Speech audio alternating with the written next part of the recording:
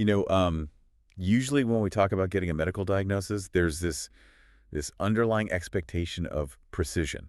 It feels almost like engineering, right? Like if you fall and break your arm, you go to the hospital, they take an X-ray, and boom. Yeah, there's that jagged white line right on the film. Exactly. The doctor just points to it. Broken or not broken, it's clean, it's undeniable, and well, honestly, it's comforting because the path forward is obvious. Right, we really crave that visibility. When something goes wrong in the human body, we want to be able to point to the exact mechanical failure. It makes the intervention straightforward. You put a cast on it, let the bone knit, and you're back to normal. But then you step into the world of mental health or cognitive decline or neurodevelopment, and suddenly that X-ray machine is just entirely useless. You can't take a snapshot of brain fog or severe depression or dementia and point to a snapped bone. No, you really can't. So we end up looking at this diagnostic landscape that is incredibly murky. We rely on, symptom clusters and behavioral questionnaires. And that murkiness is largely why treatment outcomes have been so variable for the last several decades. I mean, we've been operating without a clear, unified understanding of what the fundamental structural failure actually is. Which is exactly why we're embarking on this deep dive today. We are pulling from an incredible stack of cutting-edge clinical texts, neuroscientific research, and highly specific dietary guides. We're looking at Dr. Christopher Palmer's groundbreaking work on brain energy, Dr. Tommy Wood's clinical frameworks in the stimulated mind, and some intensely targeted research on brain inflammation, nutraceuticals, and the cellular mechanisms of curcumin. It's a heavy stack of research. It is. But the core thread running through all of this literature is a massive pivot in how we view the brain. Because for decades, we've treated mental health issues as either purely chemical imbalances that need to be medicated or psychological struggles that need to be talked through. But what if we've been looking at it entirely wrong? Yeah, that's the big question. What if the root cause of almost every cognitive issue you can think of, from simple brain fog to bipolar disorder and even Alzheimer's, is actually a localized metabolic energy crisis happening inside your brain cells? It's a total paradigm shift. We are moving away from looking at the brain as like a bag of floating chemicals and instead looking at it as an integrated energy grid. An energy grid, I like that. Yeah, think of a major metropolitan city. When the power grid fails, the city shuts down in all sorts of unpredictable ways, right? Traffic lights go dark, causing accidents, water pumps fail, communication lines drop. Total chaos. Exactly. And if you try to fix the traffic lights without restoring the power plant, you are fighting a losing battle. The literature is now pointing to the fact that mental illness is fundamentally a failure at the cellular power plant. So to put this into perspective for everyone listening, we need to look at what has been standard practice for so long. Dr. Christopher Palmer, who is a Harvard psychiatrist, outlines this beautifully in his work. He essentially argues that mental disorders are metabolic disorders of the brain. Which sounds simple on the surface, but it completely upends traditional psychiatry. It does. Because traditional psychiatry has historically been split into two distinct, sometimes opposing camps. On one side, you have the biological camp. Their operating theory has been that mental illnesses arise from a chemical imbalance like too little serotonin, too much dopamine, and the solution is pharmacological. Right, you prescribe medications to alter those chemical levels. Exactly.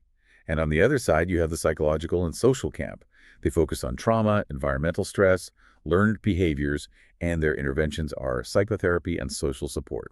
And the confusing part for patients, and really for the medical field as a whole, is that both of those camps have seen their treatments work for some people but fail miserably for others. Yeah, it's a huge paradox. It is. That paradox has plagued the field forever. But metabolic psychiatry offers a unifying framework. It argues that both the chemical imbalances and the psychological distress are actually just downstream symptoms of a deeper metabolic dysfunction. Right, downstream symptoms. So they aren't the root cause. Right. Think about it. If a neuron doesn't have enough cellular energy to function, it cannot produce or regulate neurotransmitters. So the chemical imbalance is real, it's a real thing, but it's a symptom of starving cells, not the root cause itself. Wow. Yeah, Dr. Robert Lustig, a prominent neuroendocrinologist we reviewed, is quoted saying that the medical profession must apply basic biochem 101 if it's ever going to solve mental illness. Biochem 101, that's a pretty strong statement. It is, but the consensus among these pioneering clinicians is shifting rapidly. We have to stop just throwing chemical patches at the brain and start addressing the foundational metabolism of the cells themselves. There is a story in the text that really grounds this theory in reality, and I think you all listening need to hear it. It's about David Baszucki, the founder of the gaming platform Roblox. Yeah, this case study is incredible. It really is. His son suffered a severe bipolar episode at just 19 years old. The family obviously had access to the best medical care on the planet. They saw over 40 different mental health practitioners. And over the course of his treatment, this 19-year-old was prescribed 29 different psychiatric medications. 29 medications. I mean, when you look at that from a purely biochemical standpoint, the physical and metabolic toll on a young adult's liver, kidneys, and brain chemistry is staggering. Only don't imagine. It is a desperate attempt to force the brain's chemistry into alignment using overlapping, often conflicting pharmacological tools. And despite all of those interventions, nothing provided significant, lasting relief. His life was entirely derailed. It wasn't until the family connected with Dr. Palmer and initiated a highly controlled clinical ketogenic metabolic therapy that things actually changed. Right. By shifting his brain's primary fuel source away from glucose and toward ketones, he essentially bypassed the broken metabolic pathways in his brain. He got his mind and his life back. He was able to taper off the medications and return to a normal, functioning life, which is just, it's miraculous, really. It feels miraculous, but it's pure biochemistry. And it highlights a profound concern running through this new medical paradigm. The traditional medications, while, absolutely life-saving in acute crises, often cause severe long-term metabolic damage. Clinicians are getting really worried about, right? Deeply worried. We see patients on certain antipsychotics or antidepressants develop massive weight gain, metabolic syndrome, type 2 diabetes, and cardiovascular disease. The literature really forces us to ask, why would a medication designed to heal the brain cause systemic metabolic failure in the body? And the answer the researchers are arriving at is that these drugs might be functioning by essentially sedating hyperexcitable damaged cells. Exactly. If a brain cell is metabolically damaged, it might fire erratically, causing mania or anxiety or hallucinations. Just firing off bad signals. Right. So the drug comes in and suppresses that cell's activity. It quiets the symptom. But in doing so, it might further impair the cell's underlying energy production. So you're basically turning down the power to silence the erratic noise, which only deepens the original metabolic deficit over time. It creates a vicious cycle. The brain needs energy to heal, but the treatment suppressing the symptoms is also suppressing the energy generation. This is why viewing mental health as a metabolic issue is such a revolutionary clinical diagnostic framework. Changes everything. It does. If mental illnesses are metabolic, clinicians cannot rely solely on the DSM-5 criteria or subjective behavioral questionnaires anymore. They must start integrating objective metabolic testing into standard psychiatric practice. They need to look at fasting insulin levels, markers of cellular energy, inflammatory cytokines, and mitochondrial function. Okay, wait, let's unpack this a bit. Because if mental illness is fundamentally an energy problem, like a power grid failure, as you said, then why do SSRIs work? That is the big question. Right, because selective serotonin reuptake inhibitors explicitly target serotonin, which is a chemical neurotransmitter. They aren't delivering cellular energy, they're just keeping serotonin in the brain's synapses longer. That seems to contradict the idea that metabolism is the root cause. It's a brilliant point of friction, and it's exactly where the science gets incredibly elegant. See, we've been culturally conditioned to think of serotonin simply as a happy chemical. Yeah, that's what everyone calls it. But from an evolutionary biology standpoint, serotonin is actually a highly primitive, ancient metabolic regulator. It is found in almost all living things. Insects, fungi, even plants use serotonin. And in humans, 90% of our serotonin isn't even in the brain. It is located in the gut. Wait, really? 90%? So the vast majority of this supposed brain chemical is actually operating in our digestive tract. Yes. It regulates gut motility, digestion, and how we extract nutrients from our food. It is fundamentally tied to our metabolism. And when we look at the 10% that is in the brain, recent neuroscientific research reveals that serotonin does far more than just facilitate mood signaling. What else does it do? Serotonin has been shown to directly enhance mitochondrial ATP production in neurons. It physically interfaces with the cell's power plants to increase energy output and decrease oxidative stress. Okay, so it's not just a message saying feel good. It's a biochemical signal demanding more power generation. Precisely. And it goes even deeper. Serotonin triggers a process called mitochondrial biogenesis. It literally instructs the brain cell to build brand new mitochondria. Oh, wow. Yeah, so when a patient takes an SSRI, the increased availability of serotonin in the brain isn't just balancing a mood equation, it is inadvertently kickstarting the cellular power grid. It is acting as a metabolic therapy, even if the prescribing doctor didn't intend it that way. That is fascinating. So the biological camp wasn't wrong that the drug worked. They just completely misunderstood the mechanism of why it worked. They didn't zoom in far enough, exactly. Furthermore, serotonin production is intimately tied to what biochemists call the kynurenine pathway. This pathway dictates how the body processes an amino acid called tryptophan, which we get from our diet. Like from Turkey, right. Right, turkey's the famous example. Under normal, healthy conditions, this pathway converts tryptophan into serotonin and eventually into a crucial molecule called NAD. NAD. That is a massive buzzword in longevity science right now. Because it is absolutely critical for managing electrons inside the mitochondria. Without NAD, your cells cannot produce ATP, period. However, when the body is inflamed or metabolically stressed, this kynurenine pathway gets hijacked. Hijacked how? Instead of making serotonin and NAD, the body shunts that tryptophan into creating neurotoxic inflammatory compounds. That sounds terrible. It is. And this exact pathway hijacking is documented in deep depression, schizophrenia, severe anxiety, and dementia. By intervening with an SSRI or by addressing the underlying inflammation, you are trying to force that metabolic pathway back to its healthy, energy-producing state. So if serotonin is kickstarting the cellular power grid, and this all comes back to how brain cells generate energy, we need to take a microscopic look at the actual engines doing the work. Let's talk about the mitochondria. We all learned the phrase the powerhouse of the cell in high school biology, but the literature we are reviewing suggests that is a massive understatement. It is a severe oversimplification. To truly grasp what mitochondria do in the brain, you have to understand their biological history. Billions of years ago, mitochondria were not part of human cells or any complex cells. They were independent, free-floating bacteria. At some point in evolutionary history, one of these bacteria was engulfed by another cell, but instead of being digested, it formed a symbiotic relationship. The host cell provided nutrients and protection, and the bacteria, the newly formed mitochondrion, provided massive amounts of energy. And because they used to be independent bacteria, they still have their own unique DNA, completely separate from the DNA in the nucleus of our cells. Exactly. That mitochondrial DNA is key. It allows them to operate with a degree of autonomy. They take the food we eat and the oxygen we breathe, and through a complex series of electron transfers, they produce ATP, adenosine triphosphate. You can think of ATP as the universal energy currency of life. So when a brain cell needs to fire a signal, form a memory, or repair a damaged membrane, it has to spend ATP. Yes. The researchers look closely at the ratio of ATP to ADP, the spent version of the molecule.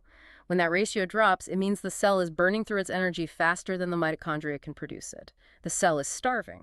And the sources point out that this specific cellular starvation is the common denominator found in brain scans of people with schizophrenia, clinical depression, Alzheimer's, and surprisingly, even obesity. Obesity is a fascinating example because it highlights the paradox of metabolic dysfunction.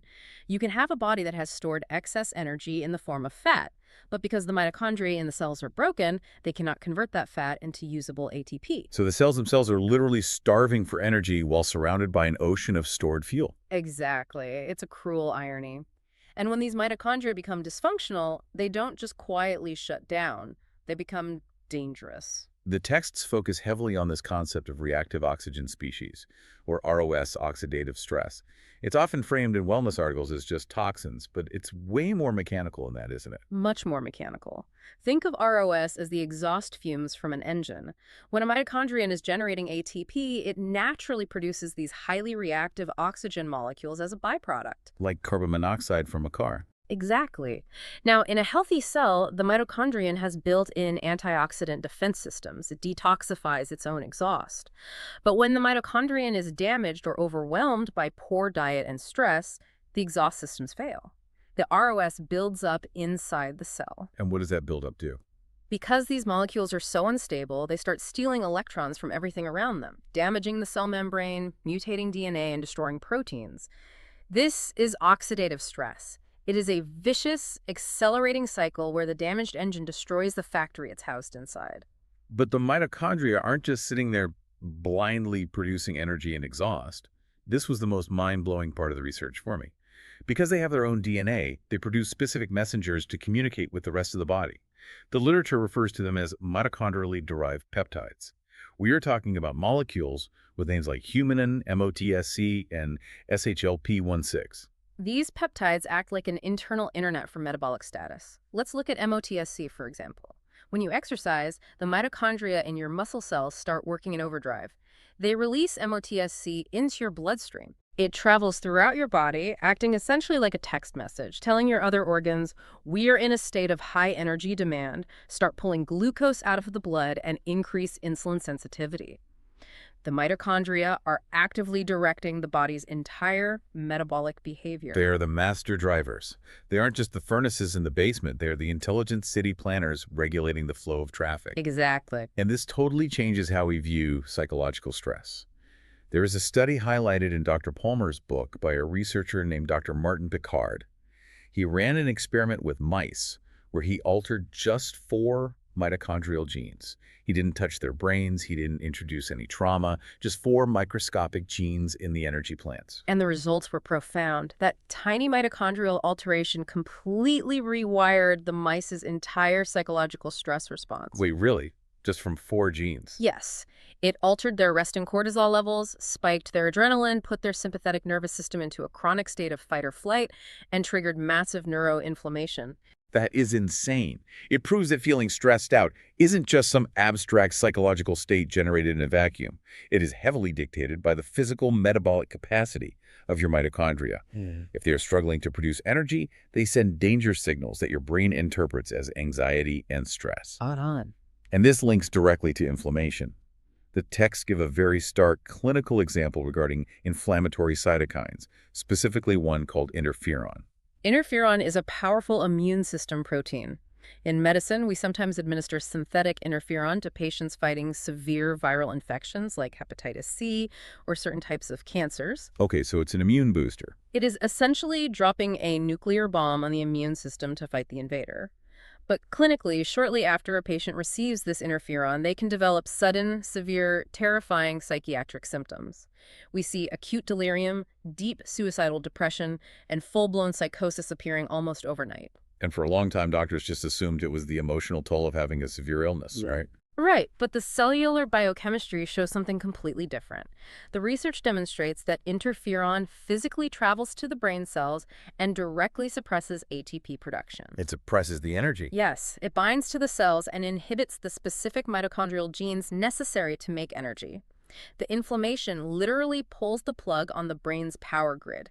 When the brain cells suddenly have no energy to regulate their neurotransmitter or filter sensory input, the immediate result is severe psychiatric collapse. So inflammation isn't just making the brain swollen or irritated. It is actively starving the brain of its operational fuel. There is another fascinating mechanism in the sources involving a microprotein called PIGBA. It explains how mitochondria interact with the endoplasmic reticulum, the ER. The endoplasmic reticulum is the manufacturing center of the cell. It's responsible for taking raw amino acids and folding them into complex, functional proteins. Okay, so it's a factory. Exactly. But folding proteins is difficult, energy-intensive work. Sometimes it makes mistakes, resulting in misfolded proteins. If those misfolded proteins build up, they become highly toxic to the brain cell. Like industrial garbage piling up on the factory floor. I love that analogy. And the cell has a mechanism to deal with this called the unfolded protein response, or UPR. It's an emergency cleanup protocol. But the ER cannot execute this cleanup without massive amounts of energy. So it needs the mitochondria. Yes, so it uses this microprotein, PIGBS, as a direct communication tethered to the mitochondria. It essentially calls the power plant and says, we have a toxic spill, divert all available ATP to the cleanup crew. And if the mitochondria are already damaged? If they're damaged and cannot provide that energy, the cleanup fails. The toxic proteins accumulate, the cell triggers apoptosis, it kills itself and dies. This exact mechanism of toxic protein buildup is a hallmark of neurodegenerative diseases like Alzheimer's and Parkinson's. So if the mitochondria are the city planners, the traffic cops, and the funding source for the waste management crews, the obvious question becomes, what materials are we giving them to work with? How do we actually supply this intricate microscopic grid? Yeah. Because that changes the conversation entirely to what you, the listener, are putting on your plate every single day. We have to address the dietary mismatch. Dr. Tommy Wood's research on evolutionary biology points out a very important nuance here. Humans are incredibly adaptable omnivores. Historically, we have thrived on a vast spectrum of diet. Right, there isn't just one historical human diet. Exactly. You can look at isolated hunter-gatherer populations across the globe. Some subsist on diets that are 88% animal fat and protein, like the Inuit, while others eat primarily fibrous roots and tubers with very little meat. Both populations show incredibly low rates of chronic metabolic and neurodegenerative diseases. So the endless internet debates about whether humans are meant to eat carbs or meat are totally missing the point. The brain doesn't require one strict macronutrient ratio to survive. No, it doesn't. The brain requires nutrient density. The critical mismatch driving our modern cognitive crisis, this explosion in early onset dementia, brain fog, and clinical depression, is the unique nature of the modern industrialized diet. It's all highly processed. We are consuming food that is astronomically high in raw energy, meaning dense calories, but essentially devoid of the structural vitamins, minerals, and essential fats the mitochondria need to process that energy. It's like flooding an engine with gasoline, but removing all the motor oil and spark plugs. The engine will inevitably tear itself apart. Without a doubt. To give you a specific blueprint, the clinical sources lean heavily into dietary patterns supported by decades of data. Specifically the MIND diet and the DAH diet. These aren't fad diets. They are frameworks proven to support mitochondrial efficiency. They prioritize specific structural components. Let's look at the brain's physical composition first. It is a wildly fat-rich organ. Outside of water, it is mostly composed of specialized lipids. Which is why the quality of the fats you consume dictates the structural integrity of your brain. The neurons in your brain are wrapped in membranes that constantly need to be repaired and rebuilt. Omega-3 fatty acids, specifically EPA and DHA, are the primary building blocks for these membranes. So we're talking about fish, mostly. The clinical literature strongly advocates for wild-caught salmon, small fatty fish, or high-quality algae-based omega-3 supplements. If you deprive your body of these specific fats, your brain cells literally cannot maintain their physical boundaries. And the sources also highlight a very specific list of antioxidant-rich foods to combat that mitochondrial exhaust, the ROS we talked about earlier. Blueberries, broccoli, avocados, dark chocolate, almonds, pumpkin seeds. These provide the chemical tools the cells use to neutralize the oxidative stress. And we must circle back to the gut, where 90% of that primitive metabolic regulator serotonin is produced. The health of the gut microbiome is inextricably linked to brain energy. Right, the gut-brain connection. The research specifically calls out fermented foods, particularly unpasteurized sauerkraut, kimchi, and kefir. These foods introduce diverse living bacterial cultures into the digestive tract.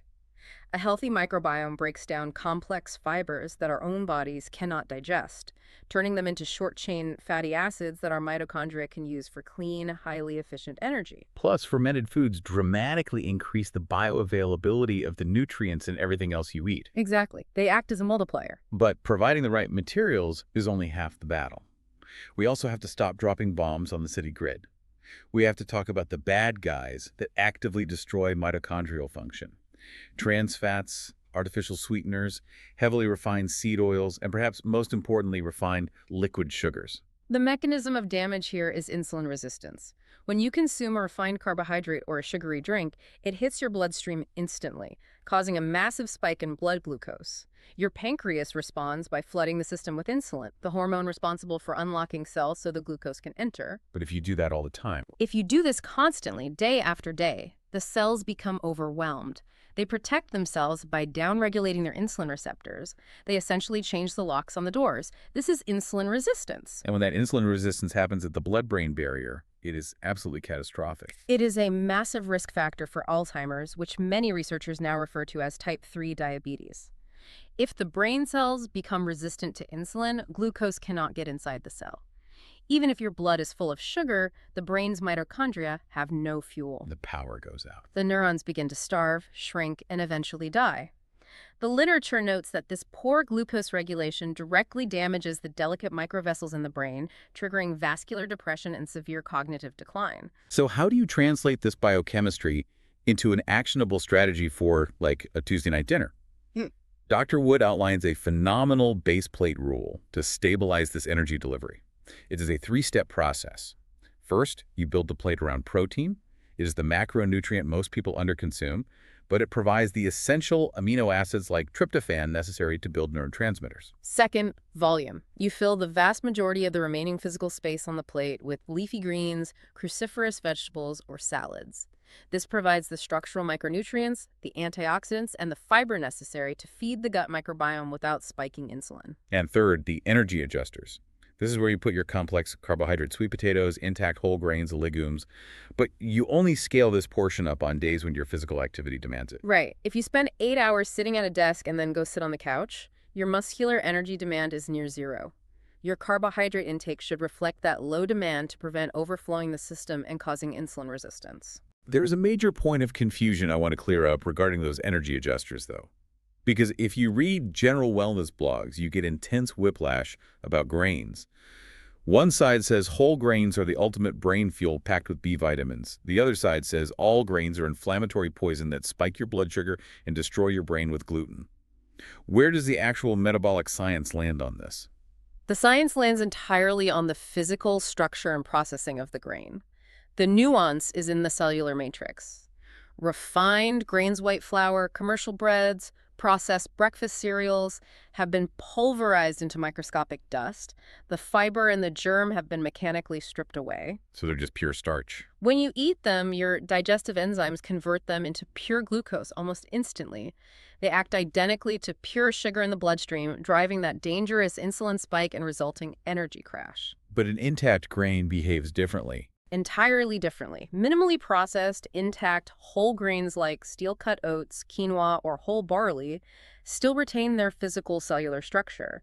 Your digestive system has to work hard to physically break them down. Which takes time. Yes. This means the glucose is released in a slow, steady trickle over several hours. There is no massive insulin spike. This stable, sustained fuel delivery protects mitochondrial function rather than overwhelming it.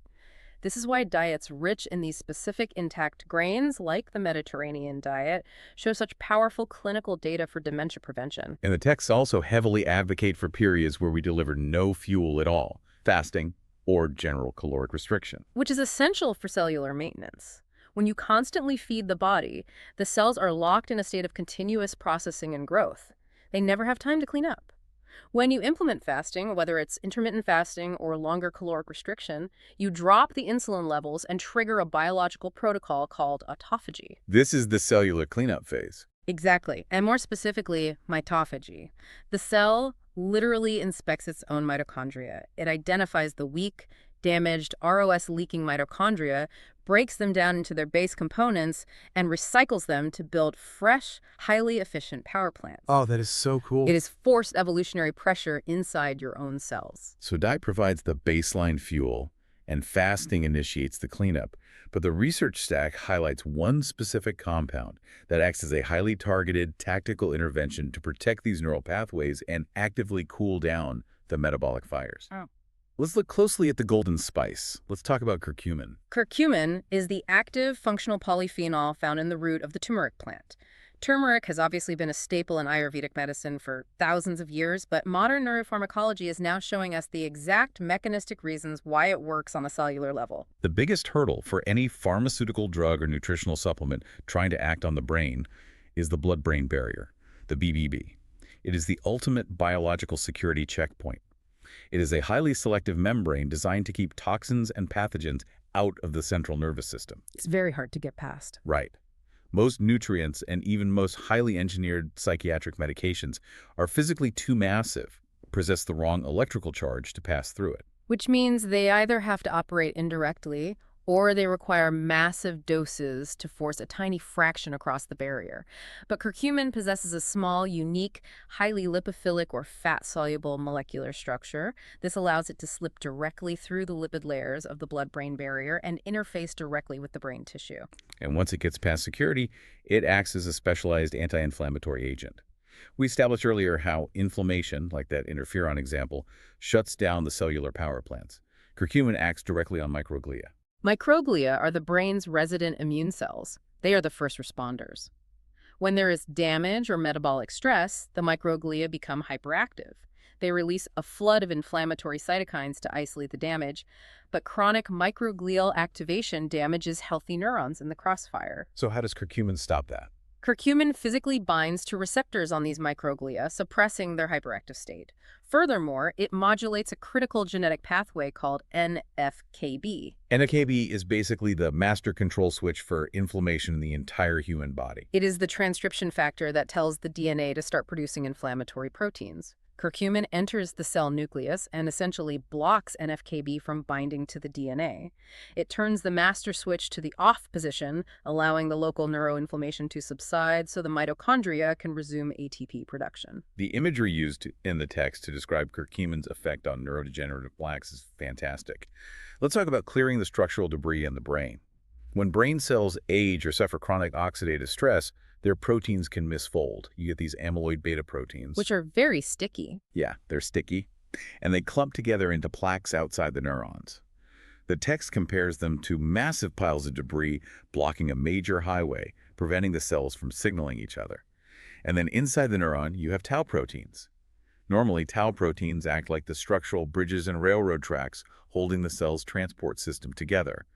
But under stress, they get twisted into neurofibrillary tangles. The bridges collapse. And both of those structural failures are the primary hallmarks of Alzheimer's disease.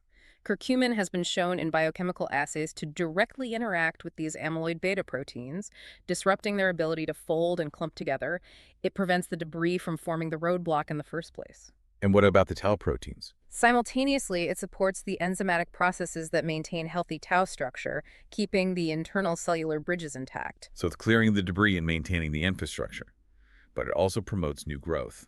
Curcumin has been shown to support the production of brain-derived neurotrophic factor, or BDNF. BDNF is often described by neuroscientists as miracle grow for the brain. It really is. It is the primary protein responsible for neuroplasticity, the brain's ability to grow new dendrites, form new synaptic connections, and adapt to new information. And it does all of this while simultaneously influencing the most deeply rooted longevity pathways in human biology. Curcumin activates an enzyme called AMPK. We mentioned AMPK briefly, but what is its actual job? AMPK is the master energy sensor of the cell. When ATP levels drop, AMPK senses the deficit. When curcumin activates AMPK, it sends a blaring alarm to the cell saying, "We are low on energy, stop all non-essential fat storage, and instantly ramp up mitochondrial efficiency." It forces the cell to become lean and metabolically flexible. At the same time, curcumin modulates sirtuins, a family of proteins that oversee DNA repair and regulate stress resistance. And it inhibits mTOR. Now, this seems counterintuitive. mTOR is the biological pathway that drives cell growth and muscle building. Why would we want a compound that inhibits growth? Because unregulated, continuous growth is biologically dangerous. If you press the accelerator to the floor and never let off, the engine burns out. In cellular terms, constant mTOR activation prevents the cell from ever running that autophagy cleanup program. Right, the mitophagy. Exactly. The cell gets bloated with its own waste and eventually becomes cancerous or senescent. Curcumin acts as a brake on the mTOR pathway. It forces the cell to temporarily pause its growth phase, look inward, and execute deep cellular repair. It is a biological reset button. To ground all of this cellular biology in real-world data, the sources cite a phenomenal 2023 study published in the journal Brain Connectivity. Researchers used advanced functional MRI scans to look at the brains of participants who were supplementing with a highly bioavailable form of curcumin. They didn't just look at memory test scores, they looked at the physical blood flow and electrical connections in the brain. And the results were amazing. They found that the curcumin group developed physically stronger, more robust neural networks in the specific regions of the brain responsible for complex memory retrieval and executive decision-making. The imaging proved it didn't just protect the existing cells from damage, it actively improved the processing speed and connectivity between different brain regions. My way of visualizing this entire process is, well, if chronic neuroinflammation is like hundreds of small fires breaking out across a city's road network, slowing down traffic and melting the asphalt, curcumin is the highly specialized fleet of fire trucks that actually possesses the security clearance to cross the bridge into the city. It puts out the fires, clears the wrecked cars off the highway, and delivers the raw materials to rebuild the roads. That is exactly what the targeted metabolic support looks like. But here's the critical catch that so many wellness protocols miss.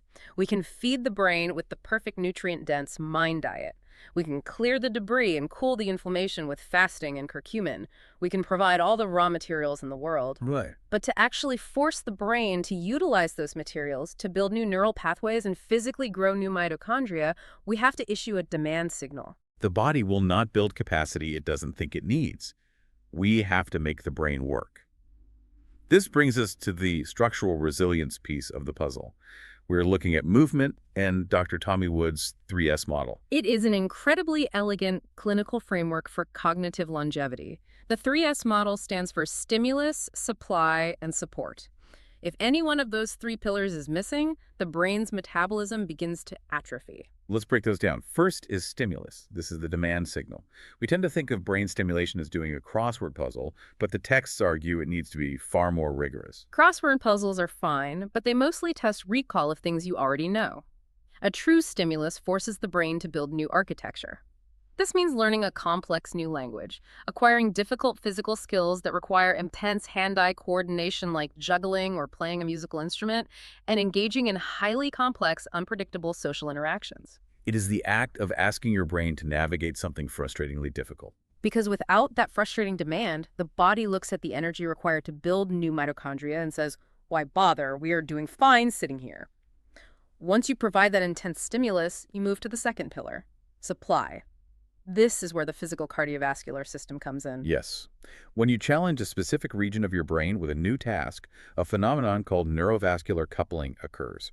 The brain neurons literally call out to the surrounding blood vessels, demanding a massive surge of blood, oxygen, and glucose to that specific area to fund the processing power. And if your heart is weak or your blood vessels are stiff and plaque-ridden from a poor diet, the cardiovascular system cannot deliver the supply. The brain cells send the demand, but the delivery truck never arrives and the cognitive effort fails. And finally, the third pillar, support. This encompasses sleep, managing psychological stress to lower cortisol, minimizing physical inflammation, and avoiding toxins like heavy alcohol or processed foods. Support is the crucial recovery phase. When you provide the stimulus, you are actually causing micro-stress to the brain. The physical growth, the neuroplasticity, and the mitochondrial biogenesis do not happen while you are learning or exercising. They happen exclusively during the support phase, primarily while you are sleeping. Within this entire 3S framework, physical movement is treated not as an optional wellness hobby, but as a biological imperative. The text states it plainly: the chair is not your friend. It is the absolute prerequisite to increasing your baseline metabolic energy. There is a terrifying quote in the literature about that. When you live a completely sedentary lifestyle, your cells are not interacting with gravity. The mechanical pumping action of your muscles, which pushes lymphatic fluid and blood throughout your body, stops. The sources warn that if nothing moves, everything inside the biological system festers. To give you all concrete targets, the texts pull from two of the most successful large-scale dementia prevention trials in history: the FINGER study in Europe and the Maintain Your Brain trial in Australia. These studies didn't just suggest taking casual walks. Their protocols were rigorous. They prescribe 300 minutes of moderate to vigorous aerobic exercise every single week. That is a significant amount of time spent elevating the heart rate, which drastically improves the sheer volume and elasticity of the vascular network delivering oxygen to the brain. Plus, they mandate resistance training at least 3 times a week. We usually associate lifting heavy weights with muscle vanity, but biochemically, skeletal muscle is the body's largest metabolic sink. By building dense muscle tissue, you are building thousands of new mitochondria that suck excess glucose out of your bloodstream, protecting the brain from insulin resistance. They also emphasize balance training, which is an incredibly taxing neurological challenge for the cerebellum, and mindful movement practices. Mindful movement doesn't have to be complex yoga either. The texts talk about the profound biochemical impact of simple deep breathing and joint rotations. When you engage in deep diaphragmatic breathing, the physical movement of the diaphragm massages the digestive organs, stimulating the vagus nerve. And more importantly, heavy exhalation rapidly flushes carbon dioxide out of your lungs before it can convert into carbonic acid in your bloodstream. It keeps the body's pH optimized for enzyme function. And simple joint rotations, moving the wrists, the hips, the neck, physically act like a sponge. Cartilage doesn't have its own blood supply. The only way it gets nutrients is through mechanical compression. When you rotate a joint, you are physically squeezing out the stagnant used fluid and sucking in fresh, nutrient-rich synovial fluid. Exactly. We have to talk about the support pillar in more detail, specifically sleep, because the science connecting sleep to mitochondria is wild. We tend to think of sleep as the brain just turning off, but as an intensely active metabolic state. The sources point out that mitochondria are intricately synchronized with our circadian rhythms. They have a daily biological clock. There is a specific protein inside the cell called DRP1. It acts as the mechanical switch for mitochondrial fission, the process where mitochondria divide and multiply to increase ATP production. Research shows that DRP1 activity is directly tethered to your circadian clock. So light affects it. When light hits your eyes in the morning, it signals DRP1 to ramp up mitochondrial fission, maximizing your energy output for the day. As darkness falls, the process reverses. There is a 2019 study published in the journal Nature that absolutely blew my mind regarding this. The researchers were trying to figure out the exact chemical trigger that makes fruit flies fall asleep. Oh, it is a landmark study. They discovered that the trigger isn't some abstract brainwave. It is the mitochondria themselves. Throughout the day, as the fruit fly's mitochondria produce energy that exhaust the reactive oxygen species, the ROS slowly builds up. Right, the cellular exhaust. The researchers found that when the ROS reaches a certain threshold inside the mitochondria, it directly interacts with specific receptors in the fly's brain that induce sleep. The exhaust itself is the sleep potion. Exactly. The metabolic byproduct of being awake forces the brain to shut down the conscious systems so the cellular cleanup crew can come in and clear the ROS. Sleep, oxidative stress, and mitochondrial energy production are mechanistically, inextricably locked together. Okay, this is all incredibly compelling science. Yeah. But if I put myself in the shoes of someone listening right now who is suffering from chronic depression or debilitating brain fog or severe metabolic syndrome, this sounds impossible. If their cellular power grid is already failing, if their mitochondria are dysfunctional, telling them to suddenly execute 300 minutes of vigorous cardio and heavy resistance training is asking a car with no gas to drive across the country. It really is. They literally do not have the cellular ATP to generate the energy required to heal. How do they escape that trap? It is the most significant clinical hurdle in metabolic psychiatry. And understanding the answer requires understanding the adaptation curve. When a patient has severe insulin resistance or deep mitochondrial dysfunction, physical exertion is genuinely painfully difficult. Their cells are metabolically inflexible. They cannot easily switch from burning sugar to burning stored body fat. So when they exercise, they crash. So the answer isn't just push harder. Absolutely not. You do not start with 300 minutes of cardio. You must recognize that taking a simple, leisurely 10-minute walk after dinner will help maintain your current baseline. It keeps the system from degrading further. But to increase your metabolic capacity, you eventually have to push into this comfort of adaptation.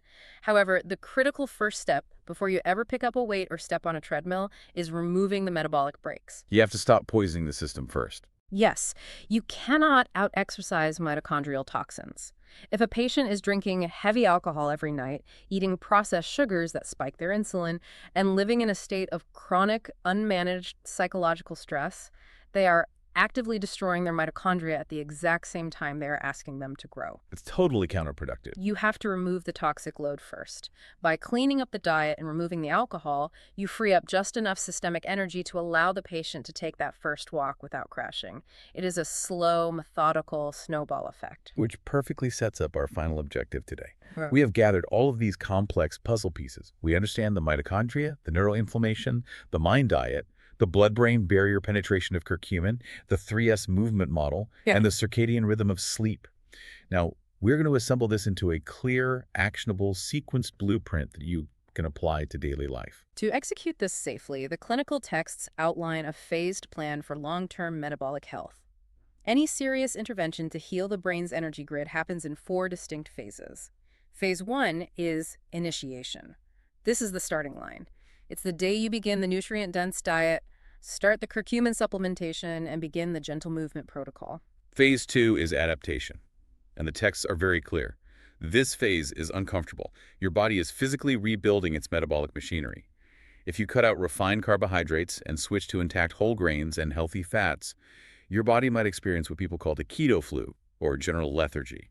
Your mitochondria are realizing they can no longer rely on easy sugar spikes, and they have to painstakingly build the enzymes required to burn fat for fuel. It takes time to build that cellular machinery, But if you push through, you reach phase 3, maintenance.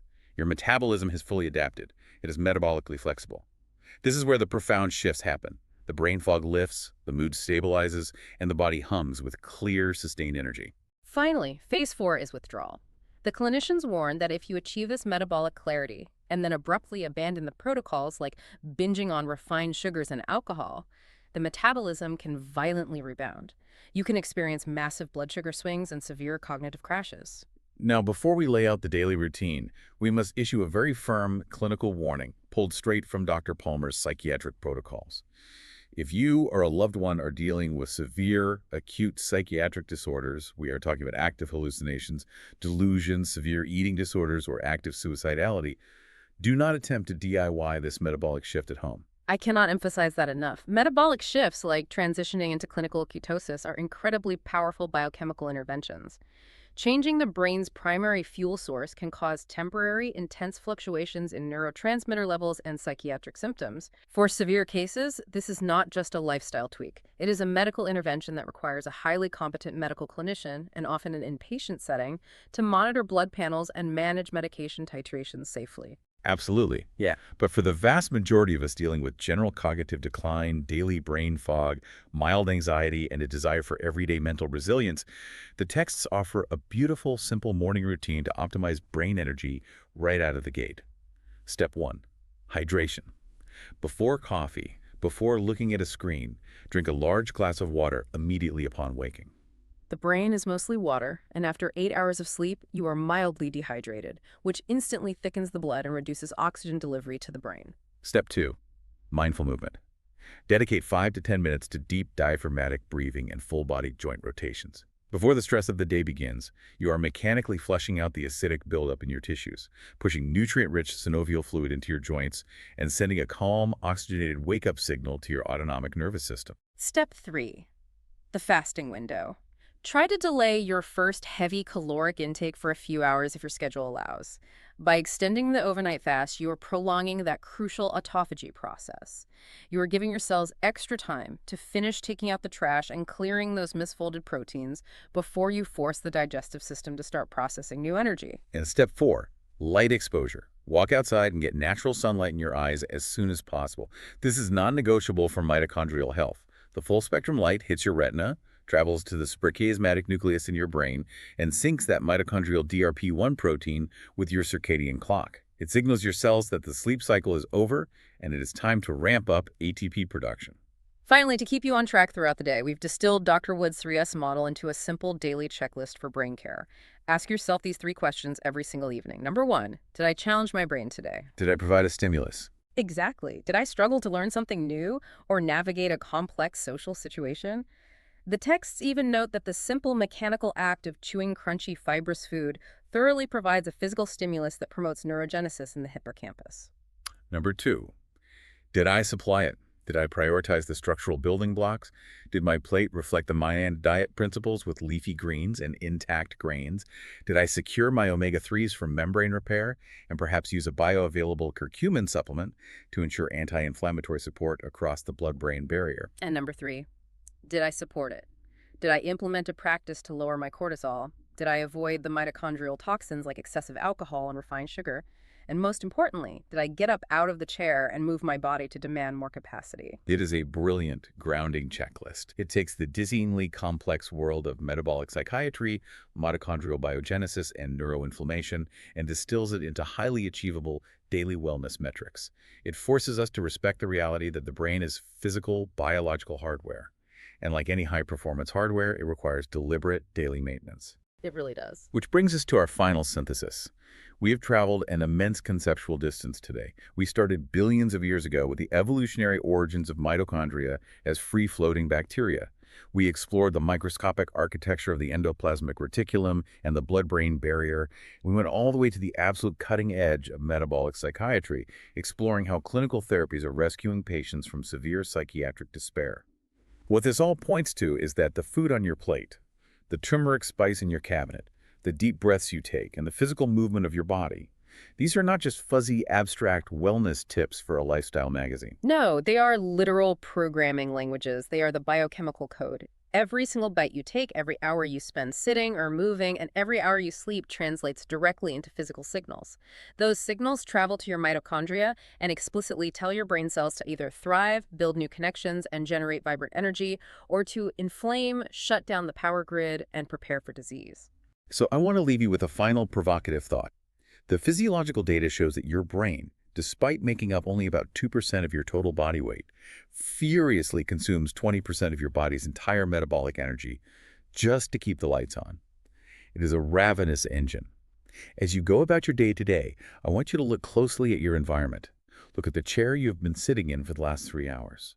Look at your heart rate as you stare at a stressful email. Look at the very next meal you're about to put into your body.